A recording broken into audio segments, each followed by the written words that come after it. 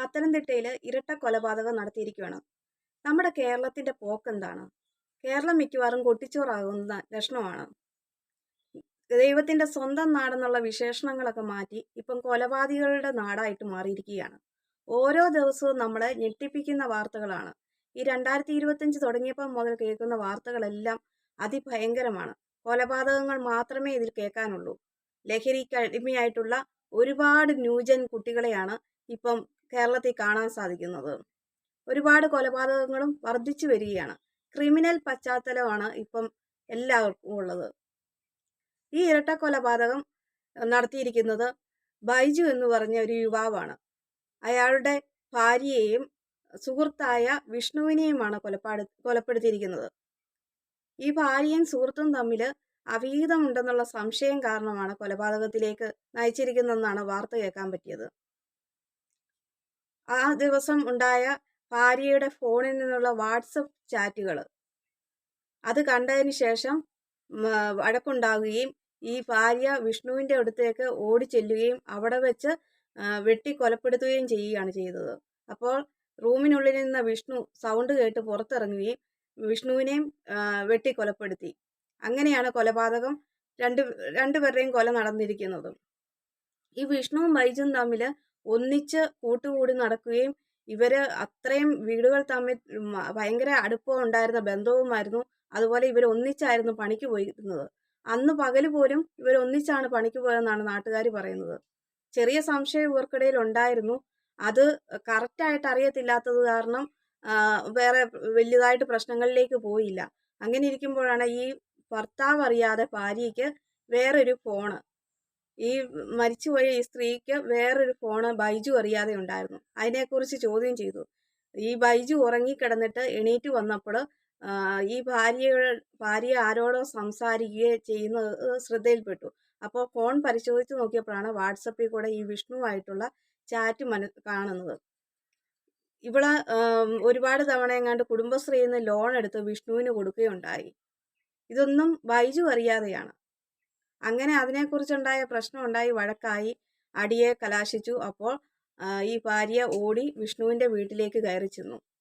അതിന് രാത്രി 12 മണി 11:30 ആ സമയത്താണ് ഈ സംഭവം ഉണ്ടായത്. അതുകൊണ്ട് നാട്ടുകാരും അറിഞ്ഞില്ല. എല്ലാവരും ആ സമയമാകുമ്പോൾ നല്ല ഉറക്കത്തിലായിരുന്നു. 2 കുട്ടികളാണ് ഇവർക്കുണ്ടായിരുന്നത്. ആ കുട്ടികളുടെ ജീവിതം എന്തായി?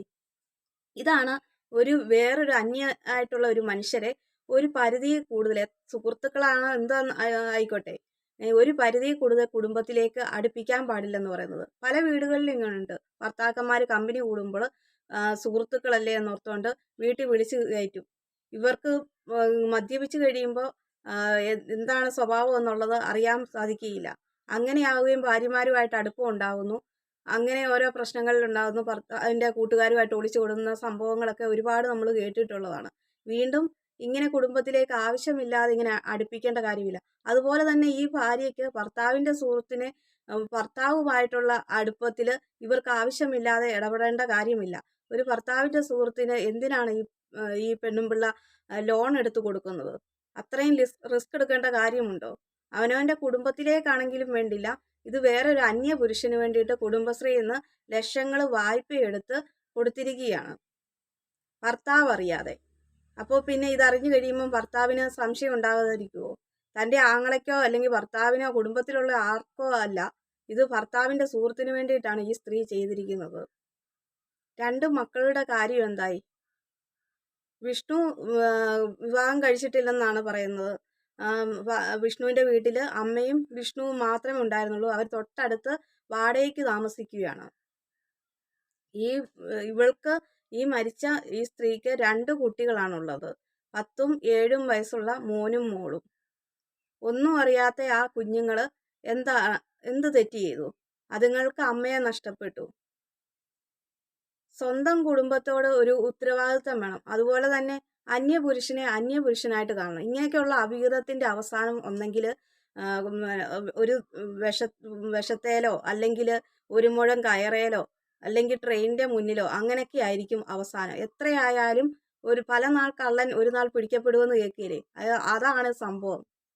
എപ്പോഴെങ്കിലും അത് പിടിക്കപ്പെടാതിരിക്കില്ല. തൻ്റെ കുടുംബത്തിന് വേണ്ടിയിട്ട് രാവിലെ മുതൽ വൈകുന്നേരം വരെയും കഷ്ടപ്പെട്ട് പണിയെടുക്കാൻ പോയ മനുഷ്യനാണ്. അവരുടെ വീട് കണ്ടിട്ട് വീട് പണി നടന്നുകൊണ്ടിരിക്കുന്ന ആ ഒരു ടൈമാന്ന് തോന്നുന്നു. കണ്ടിട്ട് മുഴുവൻ പണി തീർന്നിട്ടില്ലാത്ത പോലെയാണ്. സ്വന്തം വീടാണോന്ന് എനിക്കറിയില്ല. അങ്ങനെ എനിക്ക് തോന്നുന്നു. അല്ലെങ്കിൽ അത് വാടക വീടായിരിക്കും. എന്തായാലും ആ കുടുംബത്തിന് വേണ്ടിയിട്ട് കഷ്ടപ്പെടാൻ പോയതാണ്. അപ്പോഴാണ് ഭാര്യ ഇങ്ങനെയുള്ള അവിഹിതത്തിൽ ഏർപ്പെടുന്നത്. ഇങ്ങനെ അവിഹിതത്തിൽ ഏർപ്പെടുന്ന ബന്ധങ്ങൾക്ക് ആയുസ് ഇത്രയും കാണുകയുള്ളൂ. സ്വന്തം ഭർത്താവിൻ്റെ കൂടെ ഉള്ള അത്രയും സുരക്ഷിതം എന്തായാലും ഒരു അന്യ പുരുഷന്റെ കൂടത്തിൽ പോയാൽ അത് കുറച്ചു നാൾ ആ തൽക്കാല സുഖത്തിന് വേണ്ടിയിട്ട് പോകും. പക്ഷേ ഒരു നിമിഷം കൊണ്ട് തൻ്റെ ജീവിതം തീരുകയും ചെയ്യും. പിന്നീട് അത് തിരിച്ചു കിട്ടാൻ പറ്റുന്നില്ല. തൻ്റെ മക്കൾക്കും കുടുംബത്തിനും ഒക്കെ എന്ത് മാനക്കേടാണ് വരുത്തി വെക്കുന്നതെന്ന് ആ സമയം അറിയത്തില്ല. അപ്പോൾ അവരൊരു നിമിഷത്തെ ഇതിനു വേണ്ടിയിട്ട് അവർ ഓടിപ്പോകുന്നു. പിന്നീട് ഈ സ്വന്തം ഭർത്താവ് നോക്കുന്ന പോലെ ഒരു അന്യ പുരുഷൻ എന്തായാലും നോക്കുകയില്ല. സ്വന്തം ഭാര്യയോടുള്ള ഒരു സ്നേഹം എന്തായാലും ഒരു അന്യ പെണ്ണിനോട് കാണുകയില്ല. അവർക്ക് ശരീരത്തോടുള്ള ഒരു അടുപ്പമാണ്. അത് എത്രയായാലും സ്ത്രീകൾ ഒളിച്ചോടി പോകുന്ന സ്ത്രീകൾ മനസ്സിലാവുന്നില്ല. കുറച്ചു നാൾ കഴിയുമ്പോൾ ഇവരെ എവിടെയെങ്കിലും കുപ്പത്തൊട്ടിയിൽ വലിച്ചെറിഞ്ഞു കഴിയുമ്പോൾ പിന്നീട് തിരിച്ച് വീട്ടിലേക്ക് വരാൻ പോകുമ്പോൾ തൻ്റെ മക്കളും ഭർത്താവും കുടുംബവും ഒന്നും ആരും അച്ഛനും അമ്മയും ഒന്നും കാണുകയില്ല. പിന്നെ അവർ തെരുവിൽ കൂടെ അലയേണ്ടി വരുന്ന സ്ഥിതിയിലായി മാറും. അതും മനസ്സിലാക്കാത്തത് കൊണ്ടാണ് ഈ രീതിയിലുള്ള ഇതിലേക്ക് പോകുന്നത്.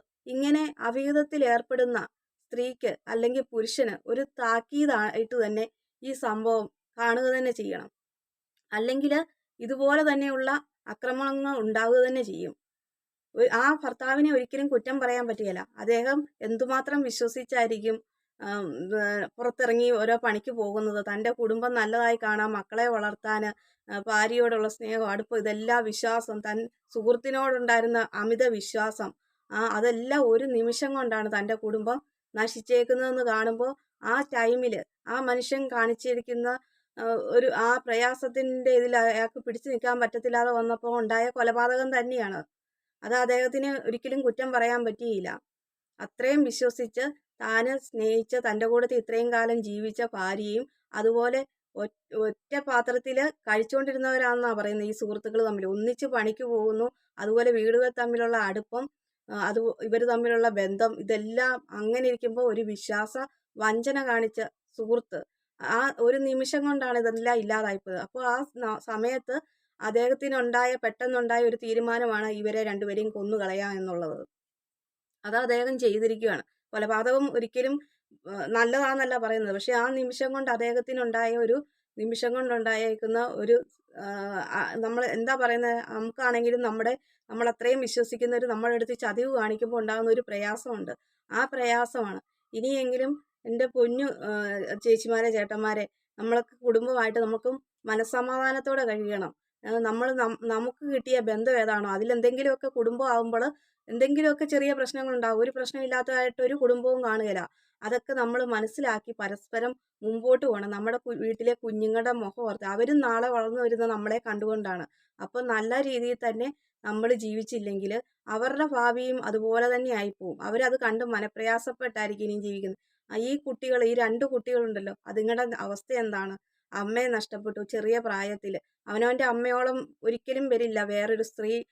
അയാൾ കല്യാണം കഴിച്ച് വന്നാൽ പോലും വേറൊരാൾ സ്വന്തം അമ്മയോളം വരികയില്ല. പെറ്റമ്മയോളം പറ്റില്ല, പോറ്റമ്മയെന്ന് പറയുന്ന കേൾക്കാമല്ലോ, അതുപോലെ. അപ്പോൾ ഇങ്ങനെയുള്ള സംഭവങ്ങൾ ആവർത്തിക്കാതിരിക്കട്ടെ. നമ്മുടെ കേരളത്തിൽ വർദ്ധിച്ചു വരികയാണ് ഇങ്ങനത്തെയുള്ള അവിഹിതങ്ങളും പീഡനങ്ങളും ഒക്കെ. ഒരിക്കലും ഒരു അറുതി വരുന്നില്ല. അത് എന്തോരം ആയാലും മനുഷ്യർ പഠിക്കുന്നില്ല എന്നുള്ളതാണ് ഇതിനർത്ഥം.